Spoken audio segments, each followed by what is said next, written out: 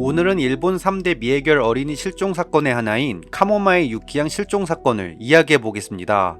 이 사건은 1991년 3월 15일 8살 소녀 카모마의 유키가 집에서 흔적도 없이 사라진 사건으로 지금까지도 풀리지 않은 수많은 의문을 남긴 일본의 대표적인 미제 사건 중 하나입니다. 지금 바로 이야기해 보겠습니다. 카모마의 유키는 미에현 요카이치시 토미다구에서 부모님 그리고 두 언니와 함께 살던 8살 소녀였습니다. 유키의 아버지인 카모마의 요시유키는 저녁에 판금 공장으로 출근을 해 야근을 하고 아침에 퇴근을 하는 야간 근로직이었고, 어머니 이치코도 낮에 파트타임으로 일을 하고 있었습니다. 1991년 3월 15일 오후 2시경 평소처럼 유키가 학교에서 친구들과 헤어져서 집에 돌아왔을 때 밤에 일을 하고 아침에 퇴근한 아버지 요시유키는 방에서 곤히 자고 있었습니다. 유키 양은 아버지가 밤새 고생한 것을 알아 아버지의 잠을 깨우지 않기 위해서 발걸음 소리를 최대한 안 내면서 집 안으로 들어갑니다. 이때 유키가 소리를 내지 않았던 탓에 아버지는 막내딸이 돌아온 줄 모르고 깊은 숙면을 계속 취하고 있었습니다. 오후 2시 30분쯤 어머니 이치코가 막내딸이 집에 들어왔는지 확인하기 위해서 집에 전화를 걸었고, 유키는 곧바로 어머니의 전화를 받아 집에 잘 돌아왔다고 알렸습니다. 오후 3시 30분쯤 초등학교 6학년이던 유키의 작은 언니가 집에 돌아왔습니다. 유키의 작은 언니는 집에 돌아와 동생인 유키가 있는지 유키를 불러보았지만 유키는 답이 없었고, 방을 돌아다니며 찾아봤지만 유키의 모습은 보이지 않았습니다. 그저 주방 테이블에는 온기가 가시지 않은 코코아가 담긴 컵이 남겨져 있었습니다. 유키가 평소에도 코코아를 좋아해서 혼자서 자주 코코아를 타 마셨던 탓에 작은 언니는 유키가 코코아를 마시다 친구가 불러 급하게 놀러 나갔구나 라고 생각을 하며 대수롭지 않게 넘어가게 됩니다. 오후 4시경 아버지 요시유키가 슬슬 출근 준비를 위해 잠에서 깨어나게 됩니다. 아버지는 일어나서 아이들이 집에 잘 들어왔나 확인하는데 유키가 집에 없는 것을 확인하게 됩니다. 하지만 아버지도 이 부분에 별로 신경 쓰지 않았는데, 유키는 평소에도 집에 왔다가 친구 집에 놀러가는 일이 많았기 때문에 아버지 또한 그날도 그러려니 하고 넘어가게 됩니다. 그리고 또다시 시간이 흘러 저녁이 되었고, 어머니 이치코와 유키의 큰 언니까지 모두 집에 모이게 됐습니다. 하지만 이때도 유키가 돌아오지 않자 가족들은 그때서야 일이 심상치 않다는 걸 느끼게 됩니다.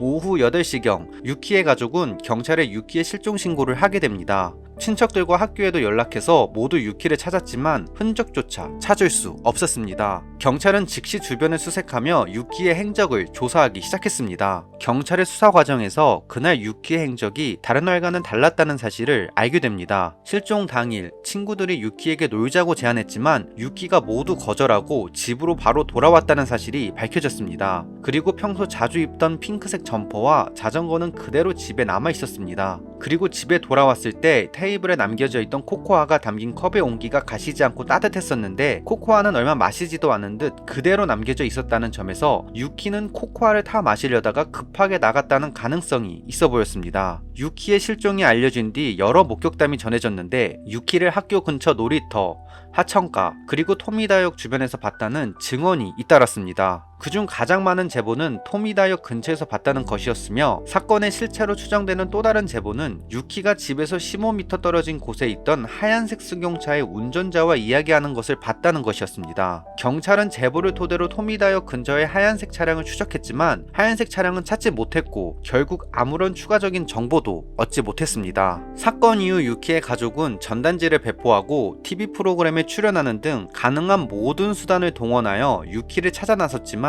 시간만 계속 흐르고 아무런 흔적도 찾지 못하는 상태였습니다. 그렇게 시간이 흘러 유키가 실종된 지 3년이 지난 1994년 가족들 앞으로 도무지 내용을 이해하기 어렵고 회개한 궤편지가 발송되었습니다. 편지의 수신자는 카모마의 히데유키라고 적혀 있었는데, 아마도 카모마의 요시유키를 쓸 걸 잘못 쓴 걸로 보였습니다. 아버지는 그 편지를 읽기 시작하였는데 편지의 내용이 매우 심각했습니다. 편지의 원문이 일본어 원어로도 해석이 어려운 편지였지만 한국어로 그나마 번역하면 다음과 같은 내용이 나옵니다.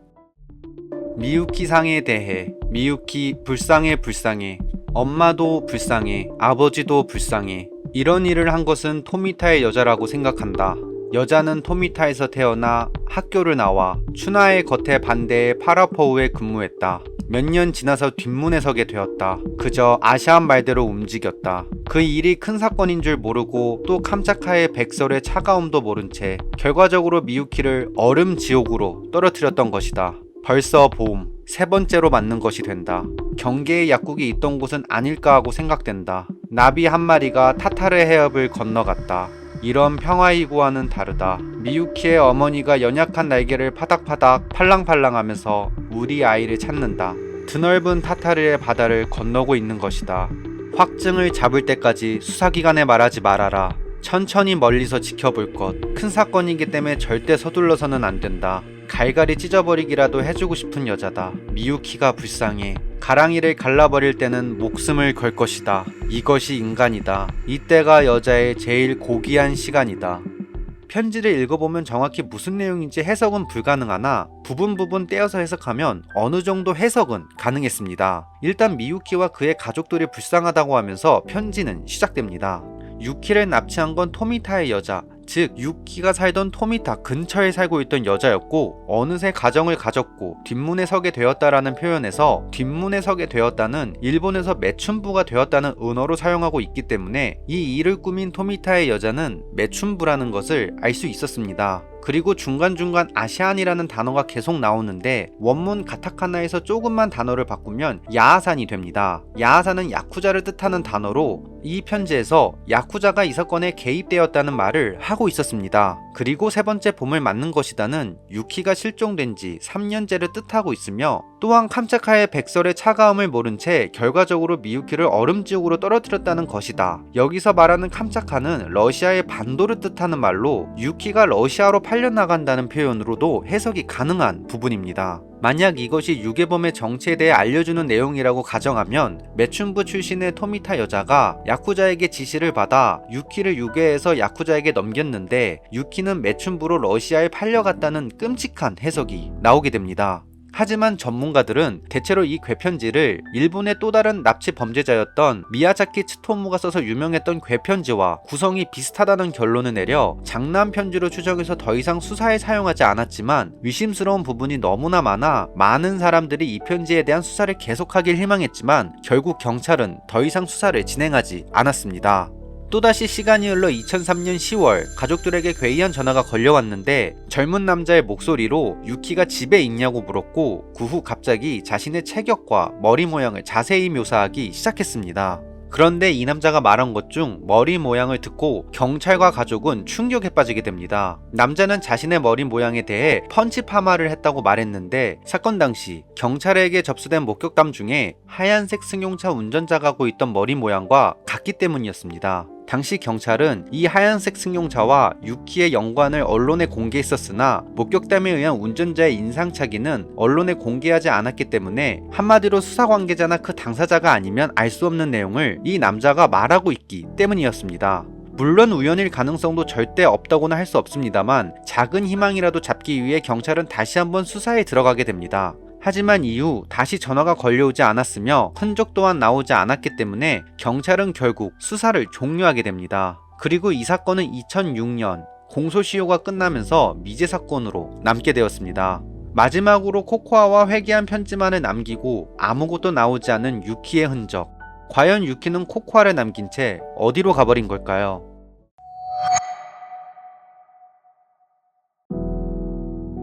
오늘은 일본에서 발생한 미스테리한 실종사건, 이시이 마이양 실종사건을 다뤄보겠습니다. 이 사건은 1991년 여름 한밤중에 7살 소녀가 갑자기 집에서 사라진 사건으로 일본 3대 미제 어린이 실종사건 중 하나로 꼽히고 있습니다. 유력한 용의자가 존재했음에도 불구하고 사건은 아직 해결되지 않은 이 사건 속으로 들어가 보겠습니다.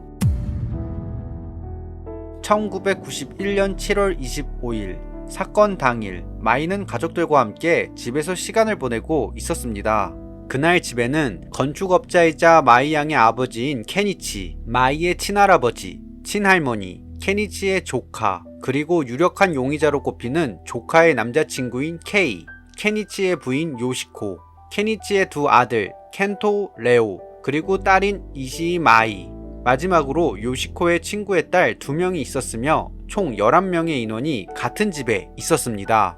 이날 마이와 요시코 친구의 딸 2명은 조카의 남자친구인 케이의 방에서 같이 페미컴을 하며 즐거운 시간을 보내고 있었습니다.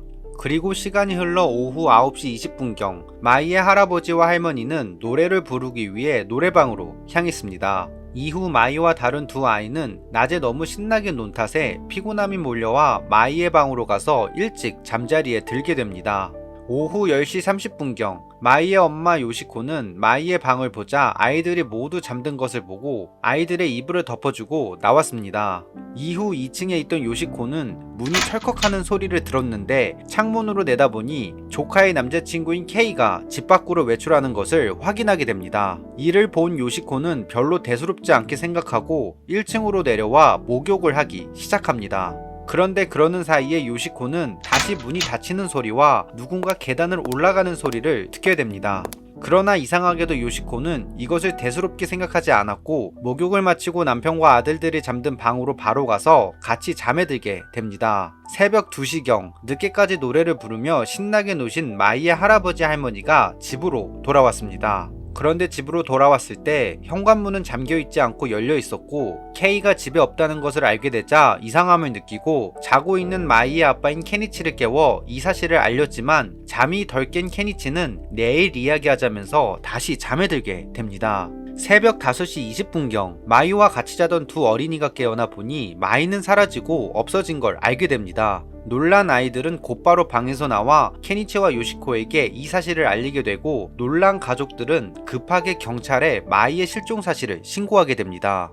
가족들의 신고로 경찰이 집안을 살펴본 결과 가족이 아닌 사람의 지문이나 흔적이 전혀 발견되지 않았습니다. 이는 범인이 흔적을 전혀 안 남겼든지 범인이 집안 사람들 중 하나이든지 둘 중 하나라고 볼 수밖에 없는 상황이었습니다. 7살이던 마이는 겁이 많아서 밤중에 혼자서 화장실 가는 것도 무서워하던 아이였고 이런 아이가 밤중에 혼자서 집을 나간다는 것은 상상도 할 수 없다고 마이의 부모님은 이야기했습니다. 그러기에 누군가가 잠든 마이를 데리고 나갔다는 걸로 경찰은 결론을 내렸습니다. 경찰이 경찰견을 동원해 집안을 수색했는데 수색 결과 경찰견은 현관문 앞에서 멈춰섰다고 했습니다. 즉 누군가 마이를 납치해서 현관 앞에 대기시켜둔 차에 태우고 달아났을 가능성이 있게 된 것입니다. 실제로 사건 당시 밤 가족들은 11시쯤에 집 근처에 흰색 차가 있는 것을 봤고 마치 고장난 듯 보닛이 열려 있었다고 했습니다. 그런데 그 흰색 차는 다음날 사라졌으며 경찰이 근방의 차주들을 모두 확인했으나 끝내 흰색 차의 차주는 확인하지 못했습니다. 경찰은 사건을 수사하면서 늦은 밤 외출을 했던 조카의 남자친구인 K를 유력한 용의자로 올려두게 됩니다. 하지만 K의 진술에 의하면 밤에 외출한 것은 코리야마시에 있는 친구를 만나기 위해서였다. 후네이키역으로 갔을 때는 전철의 막차가 출발한 뒤라 택시를 타고 코리야마시까지 갔다. 그러나 친구를 만나지 못해 전철 첫 차로 집에 돌아왔다고 진술했습니다. 하지만 친구를 만나기 위해 거의 밤을 새웠다는 K의 비상식적인 행적에 경찰은 의구심을 거둘 수 없었습니다. 하지만 K는 2주간에 걸쳐서 조사를 받았지만 증거가 나오지 않았고 결정적으로 K를 코리야마시까지 태워줬다는 택시기사가 나타났기 때문에 알리바이가 성립하며 풀려나게 됩니다.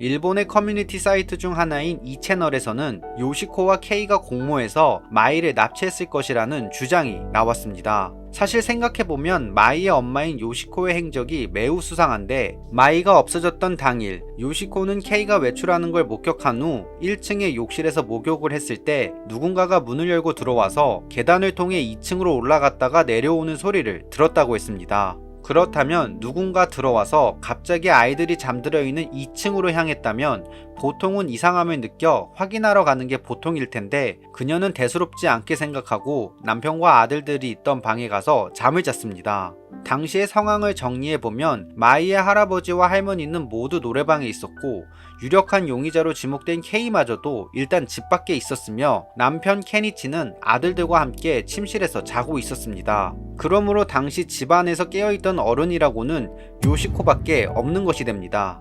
그렇다면 문을 잠그지도 않은 상태에서 누군가가 들어와 2층으로 향했지만 마이의 어머니인 요시코는 의심을 하나도 안 했다는 부분이 너무나 이상하다는 점이죠. 정황상 외부인이 침입해서 마이를 납치했다는 게 말이 안 되는 이상 범인은 식구들 중에 있을 수밖에 없습니다. 그렇기 때문에 이 채널에서는 요시코가 이 사건을 어떻게든 연루되어 있으며 K와 범행에 동참했거나 아니면 적어도 K의 범행을 알고도 묵인했을 것이란 가설이 나온 것이었습니다. 정말 요시코는 일본 네티즌들의 추측대로 이 사건에 연루되어 있는지, 연루되어 있다면 그녀의 사건의 비밀은 끝까지 가져가려는 것인지 여전히 요시코의 그날 행적에 대한 의문점은 해소되지 않고 있습니다. 알리바이 성립으로 결국 K가 풀려났지만 마이의 아버지인 케니치는 지금까지도 K를 범인으로 의심하고 있습니다. 왜냐하면 K는 별로 질이 좋은 사람이 아니었기 때문입니다. 케니치의 조카의 남자친구였던 K는 본래 폭주적이었습니다. 케니치의 조카가 방황할 때 폭주족에서 조카와 K 둘이 만나게 되었고, 이 이야기를 듣자 케니치는 K를 별로 좋지 않은 시선으로 바라보게 됩니다. 이후 케니치는 자신의 건설 회사에 K를 취직시켜줬지만 두 사람은 그다지 사이가 좋지 않았다고 합니다. 마이가 사라진 뒤 2개월 후 케니치와 요시코는 마이와 함께 잤던 두 아이들로부터 충격적인 증언을 들었는데, 아이들에 따르면 게임을 하던 아이들에게 K가 다가와서 마이에게 밤 12시에 같이 놀러갈까? 라고 이야기를 했다는 것이었습니다. 두 사람은 이 이야기를 경찰에 제보했지만 경찰은 아이들에게 무리하게 끌어낸 이야기라며 무시해버렸습니다. 이후 케니치는 회사를 정리하고 K를 미행했지만 결국 증거를 잡지는 못했습니다. 마이의 부모님은 적극적으로 TV에 출연하는 등 마이를 찾으려고 애썼지만 구체적인 제보나 증언은 찾을 수 없었고 장난 전화만 걸려왔다고 했습니다. 마이가 언젠가는 돌아올지도 모른다고 생각해 이사도 가지 않고 계속 그 집에 살고 있었으나 2015년 결국 그 집을 정리하고 다른 곳으로 이사를 해버렸다고 합니다. 시간이 흐르면서 사건은 점점 사람들의 기억 속에서 희미해져 갔지만 여전히 일본의 대표적인 미제 사건으로 남아 있습니다. 마이의 가족들은 지금까지도 딸을 찾기 위해 노력하고 있으며 사건의 진실이 밝혀지길 희망하고 있습니다.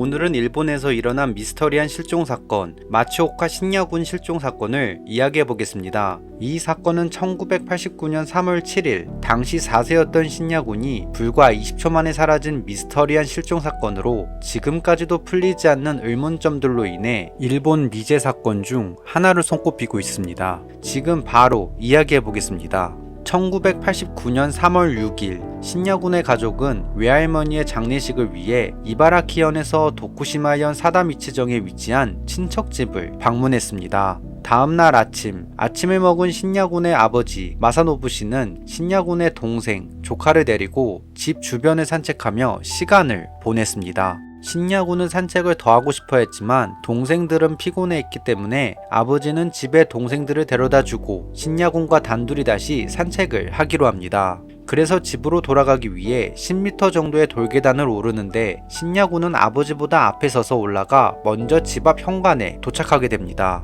마사노부 씨는 현관 앞에서 신야군을 잠시 대기시킨 후 집 안으로 들어가 둘째 아들을 아내에게 넘겨주고 신야군과 다시 산책을 하기 위해 현관으로 나왔는데 현관 앞에 있어야 할 신야군이 감쪽같이 사라져버렸습니다. 가족들은 즉시 신야군을 찾기 시작했지만 그의 흔적은 어디에서도 발견되지 않았습니다. 신야군의 실종 사실이 경찰에 신고되자 경찰은 곧바로 대대적인 수색을 진행했습니다. 가족들과 경찰은 주변 산림과 강 그리고 마을 곳곳을 샅샅이 뒤졌지만 아무런 단서도 발견되지 않았습니다.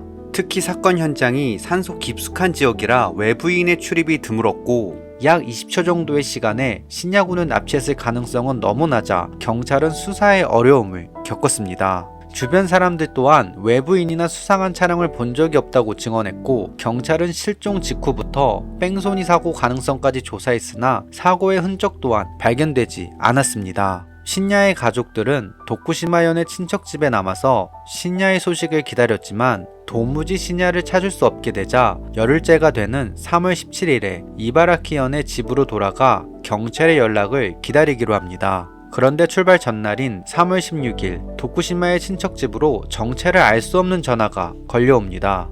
전화를 건 사람은 신야와 신야의 누나가 다니던 유치원인 이바라키현 세이케이 유치원에 다니는 나카하라 마리코의 어머니라고 말하면서 세이케이 유치원 단림반에서 신야의 실종 사건과 관련해 가족들을 위로하려고 위문금을 모았는데 언제 집으로 돌아오시나요? 라고 묻자 어머니 케이코는 내일 돌아갈 예정이라고 대답했고 통화를 끝마쳤습니다. 신야의 가족이 이바라키현 집으로 돌아온 뒤 며칠이 지나도록 위문금을 전달하겠다는 소식이 없자 신야네 가족이 먼저 세이케이 유치원에 전화를 걸어보게 됩니다. 그런데 놀랍게도 유치원 측으로부터 위문금을 모은 사실이 없으며 나카하라 마리코라는 원생도 없다는 충격적인 사실을 듣게 됩니다. 충격에 빠진 신야군의 어머니는 갑자기 전화를 했던 여자의 목소리가 도쿠시마 사투리를 썼던 것을 기억해내게 됩니다. 그렇다면 몇 가지 추측이 가능한데, 먼저 도쿠시마현, 즉 친척집 주변에 범인이 있을 가능성과 전화를 한 이 여자가 범인 혹은 범인의 대신에 전화를 한 공범일 가능성이 생깁니다. 그런데 또 다른 의문점으로는 도쿠시마현에 사는 사람이 전화를 건 것이었다면 어떻게 신야가 다니던 유치원의 이름을 알아냈는지 의문이 생기는 부분입니다. 여기서 한 가지 추측으로는 전화를 건 사람은 유치원에서 위문금을 모았는데요까지만 이야기했지만 신야의 어머니가 세이케이 유치원에서요 라고 먼저 말을 하게 되어 전화를 건 사람이 정보를 알게 된 거라는 가능성이 제기되고 있습니다. 아무튼 전화를 건 상대가 매우 의심스러운 상황인데요. 우선 전화를 건 이유가 위문금을 핑계로 언제 돌아오는지 알아내려고 했던 부분입니다. 그렇다면 신야군을 납치 후 신야군의 가족이 도쿠시마를 뜰 때까지 기다리고 있었고, 정확한 날짜를 알기 위해 가상의 유치원생 어머니 연기까지 하면서 신야군 집에 전화를 걸어 확인한 걸 수도 있는 가능성이 생기게 됩니다. 또한 친척집 전화번호를 알 만큼 신야군의 신상을 어느 정도 알고 있는 인물일 수도 있는 것이죠. 경찰은 이 전화와 주변에 다시 한번 조사해봤지만 범인은커녕 신야군의 흔적도 찾지 못하여 사건 해결의 실마리가 되지는 못했습니다. 사건 이후 신야의 가족들은 TV에 출연하고 일본 각지를 돌아다니며 신야를 찾아 나섰습니다. TV 출연으로 일본 각지에서 신야를 봤다는 목격담이 나왔지만 신빙성 있는 목격담은 얼마 되지 않았습니다. 그중 가장 신빙성 있는 목격담은 2000년 어머니 케이코의 친구의 지인이 전한 목격담으로, 신야가 사라진 다음 달에 도쿠시마현의 히와사초 해안에서 신야와 비슷한 남자아이를 봤다고 했습니다. 목격담에 따르면 30대 후반의 남자가 아이를 안고 있었는데, 부모라면 아이에게 뭔가 말을 걸거나 할 텐데 전혀 그런 것이 없었고, 남자아이의 얼굴도 신야와 많이 닮았다고 했습니다. 목격자는 도쿠시마현에서 자란 사람이었고 신야의 실종 사실도 알았기 때문에 아이의 얼굴을 확인하려고 다가가자 남자가 아이를 숨기려는 듯 회피하는 태도를 보이며 근처에 세워둔 흰색 자동차를 타고 사라졌다고 했습니다. 경찰은 목격담을 중심으로 흰색 차량을 찾아 나섰지만 결국 찾지 못하였다고 합니다. 시간이 흘러 2018년 1월 31일 TBS 프로그램 공개 대수색 18년 봄, 오늘 밤 당신이 해결한다에서 신야와 비슷한 외모에 나이대도 비슷해 보이는 남자가 나타나게 됩니다. 남자는 25살 와다 류토라고 했고 4살부터 21살 때까지 모르는 아저씨에게 17년 동안 감금되었다가 도망친 후 현재는 보호센터에서 거주 중이라고 밝혔습니다. 모든 정황이 맞아떨어지게 되며 신야군의 가족과 많은 사람들이 사건이 해결되는 부분에 기대를 갖기 시작했습니다. 그리고 도쿠시마현의 경찰이 와다 류토와 신야군의 부모님의 DNA 검사를 진행하게 됩니다. 2월 6일 신야의 아버지인 마사노부가 페이스북에 검사 결과 친자가 아니었다고 밝히게 되면서 결국 이 사건은 해결되지 못한 미제 사건으로 남게 되었습니다. 드디어 가족 폼으로 돌아오는 건가 하며 기대하던 가족과 염원하던 많은 사람들이 다시 기다릴 수밖에 없는 상황이 되었습니다. 사건 이후 신야군의 어머니 케이코 씨는 아들을 찾기 위해 평생을 노력했으나 2020년 결국 꿈에 그리던 아들의 얼굴을 보지 못하고 별세하셨습니다. 어머니는 평생 보고 싶었던 아들을 끝내 찾지 못하였지만 아들을 찾기 위해 한평생을 바친 그녀의 노력은 모두에게 기억될 만큼 엄청났습니다. 마츠오카 신야군의 실종 사건은 일본에서 발생한 3대 미제 어린이 실종 사건 중 하나로 여겨지며 지금까지도 많은 사람들이 이 사건이 해결되기를 염원하고 있습니다. 오늘 준비한 이야기는 여기까지입니다. 다음에 또 다른 이야기로 돌아오겠습니다. 감사합니다.